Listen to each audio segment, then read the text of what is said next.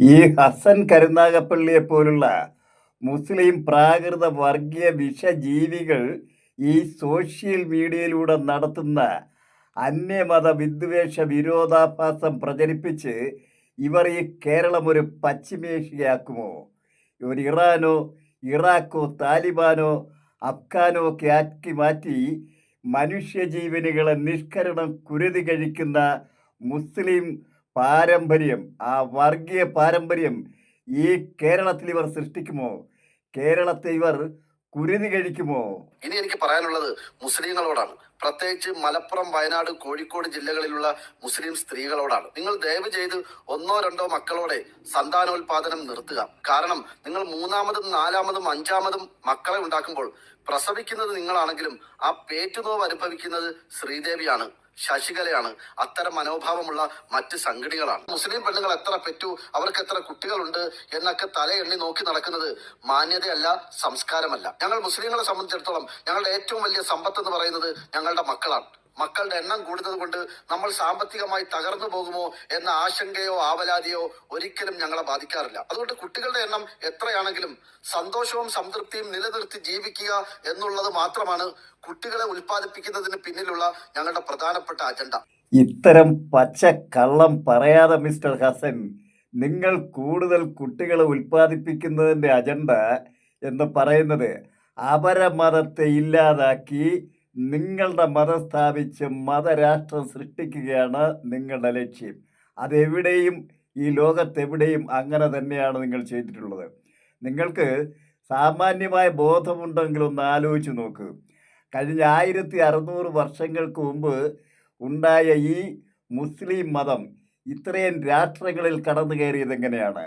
അന്ന് ഈ ലോകത്ത് ഏറ്റവും കൂടുതൽ ഉണ്ടായിരുന്ന മുസ്ലിങ്ങളെയും ക്രിസ്ത്യാനികളെയും ജൂതന്മാരെയൊക്കെ ഈ ഒട്ടകത്തിന് കാല് വയ്ക്കാൻ ഇടം കൊടുത്തതുപോലെ നിങ്ങൾക്ക് അല്പം ഇടം തന്നിടത്തെല്ലാം തുരന്ന് കയറി അവരെ മുഴുവൻ അടിച്ച് നശിപ്പിച്ചില്ലാതാക്കി രാഷ്ട്രങ്ങൾ ഒന്നൊന്നായി പിടിച്ചെടുത്തു. അതിൻ്റെ അവസാനത്തെ കണ്ണിയല്ലേ നമ്മുടെ ഇസ്രയേലിൽ ഇപ്പോൾ നടക്കുന്ന യുദ്ധം. ഇസ്രയേൽ നിങ്ങൾക്ക് പിടിച്ചെടുക്കണം, അവർ വിട്ടുതരുമോ? ജൂതന്മാർ എത്രയോ ആയിരക്കണക്കിന് ലക്ഷക്കണക്കിന് കോടിക്കണക്കിന് നിങ്ങൾ കൊന്നൊടുക്കിയിരിക്കുന്നു. നിങ്ങളെയും കൊന്നൊടുക്കിയിരിക്കുന്നു. 2 മതങ്ങളും 3 മതങ്ങളും എല്ലാ മതങ്ങളും. മുസ്ലിം മതം ആണ് ആദ്യമായി അക്രമത്തിന് തിരികൊളുത്തുന്നത്. എവിടെയും ചരിത്രം നിങ്ങൾ പരിശോധിച്ച് നോക്കൂ. എവിടെയും തിരികൊളുത്തിയിട്ട് അവർ മുഴുവനും നശിപ്പിച്ച് പിടിച്ചടക്കി വരുന്നത്. അതുപോലെ ഈ കേരളം പിടിച്ചടക്കാനായിട്ട് ഇന്ത്യയെ നിങ്ങൾക്ക് കിട്ടുകയല്ല, കേരളത്തിനതിന് നാന്തി കുറിക്കാനായിട്ട് ഈ സംഘവിരോധം നിങ്ങൾ ഒരാൾ മാത്രമല്ല, ഒരുപാട് പേര് സംഘിണികളെയും ആക്ഷേപിച്ചും പരിഹസിച്ചും ഒക്കെ നിങ്ങൾ വീഡിയോ ചെയ്യുമ്പോൾ ഞാനൊന്ന് ചോദിച്ചോട്ടെ, ഒരു സാമാന്യ ശാസ്ത്രബോധം ഉണ്ടെങ്കിൽ താങ്കളൊന്ന് ചിന്തിച്ചു നോക്കൂ. ഈ ആധുനിക നൂറ്റാണ്ടിൽ ജീവിക്കുന്ന മുസ്ലിം പെണ്ണുങ്ങൾ ഒഴികെ ലോകത്തേതെങ്കിലും മതത്തിലോ മതമില്ലാതെയോ ജീവിക്കുന്നവരൊക്കെ പെറ്റുകൂട്ടുന്ന പേറ്റുമൃഗങ്ങളായി ജീവിക്കുകയാണോടോ? തരം ചിന്തിച്ചു നോക്കണോ? അമേരിക്കയിലോ കാനഡയിലോ ജപ്പാനിലോ ജർമ്മനിയിലോ അതുപോലെ വികസന രാജ്യങ്ങളിലോ ഇംഗ്ലണ്ടിലോ ഒക്കെ പെണ്ണുങ്ങളെല്ലാം ഇതുപോലെ പെറ്റുകൂട്ടുകയാണോ? മുസ്ലിങ്ങളെ പെറ്റുകൂട്ടും എവിടെയും. എന്താണ് കാര്യം?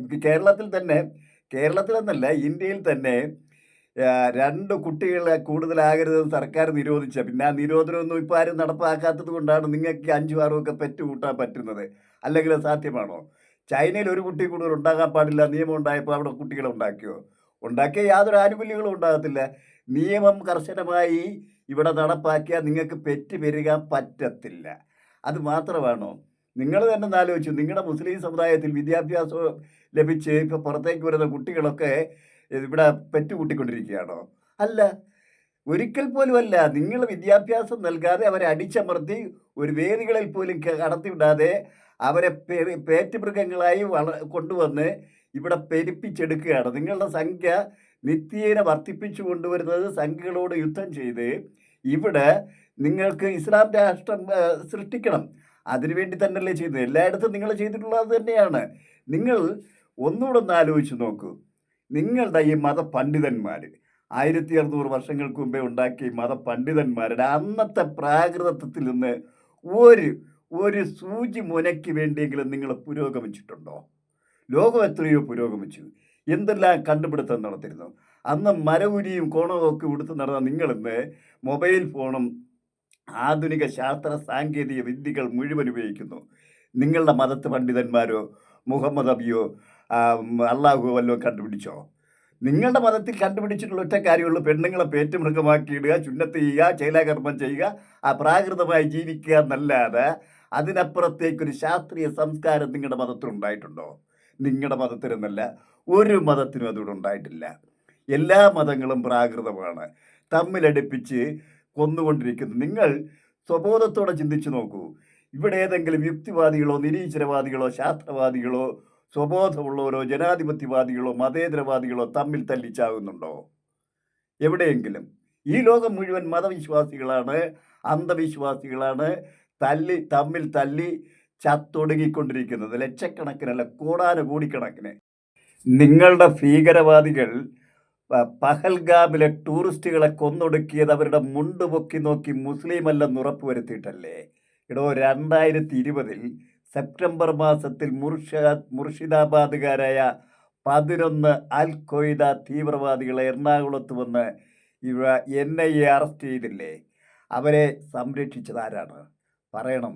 അതുപോലെ തന്നെ അതിനുശേഷം 2023 ആലപ്പുഴയിൽ ഒരു കൊച്ചുകുട്ടി, 7 വയസ്സുള്ളൊരു കുട്ടിയെ തോളിൽ വെച്ച് കയറ്റിക്കൊണ്ട് അരയും മലരും കാത്തു വെച്ചോടാ, വരുന്നുണ്ടടാ നിൻ്റെയൊക്കെ കാലന്മാരെന്ന് വിളിച്ച് പ്രകടനം നടത്തിയത് ഓർമ്മയില്ലേ?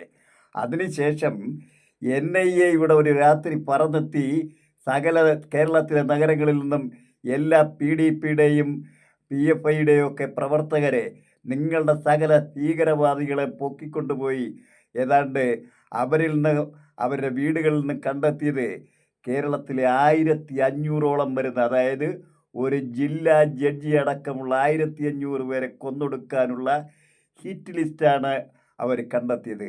കൊല്ലുന്നതിന് വേണ്ടി ആത്മഹത്യാ സ്ക്വാഡുകളും സ്ലീപ്പർ സ്ക്വാഡുകളും കൊണ്ടു നടക്കുന്നവരല്ലേ നിങ്ങൾ? നിങ്ങൾക്ക് ഓർമ്മയില്ലേ തൊടുപുഴ ന്യൂമാൻ കോളേജിലെ ജോസഫ് സാറിൻ്റെ കൈവെട്ടിയത്?